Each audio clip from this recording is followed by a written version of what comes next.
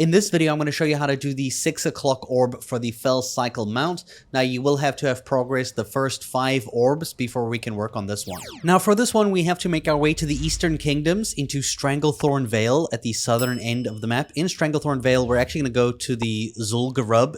We're not going to go into the instance, we're actually just going to fly over it, and you're going to fly to this spot in particular, because there are 5 altars in a circle, roughly, around here. You can see I'm standing on this totem in the middle here. There's an altar there, there's an altar there, there's one at the bottom here, there's one over there, and there's one over there.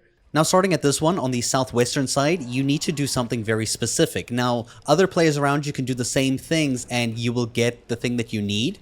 You will need to use the Torch of Pyreth for this. But in this case, you actually need to go into your collections. You have to use a toy with the name Blood in it. So if I go ahead and I use the Throbbing Blood Orb, you're going to have to use a pet with the name Blood in it. So if I go use Blood Boil. And then lastly, you will have to mount up on a mount that has the word blood in it. You'll also know that you'll need your Torch of Pyreth active before you go ahead and do this, and once you see an hourglass above your head, it should count. You'll know you've done it correctly when you go ahead and you type in this command. I'll leave it in the description down below, but when you type this, it will essentially tell you, a list of like sin, false, corrupt, false, succubus, false, but blood, true.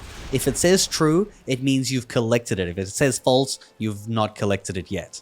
The next one is the succubus over here. Now for this one, you're going to need the pet Sister of Temptation.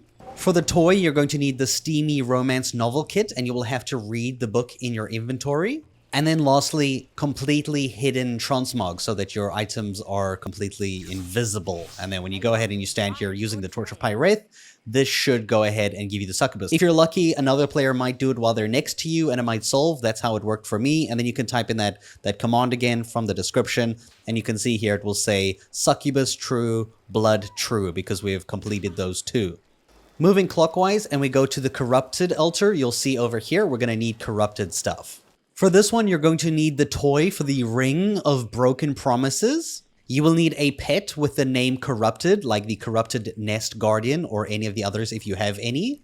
Then you'll need to use a mount with the word Corrupted in it, like the Corrupted Firehawk or the Corrupted Behemoth. And then lastly, you will need to transmog your cape so that you have the Cloak of Infinite Potential. It's basically the one, if you just type Corruption, it should be one of these over here. For me, it says Cloak of Infinite Potential. The name might be different. It just needs to look like one of these. And when you've done this, you will get the altar for that. And of course, you can type in the command, which will say corrupt true.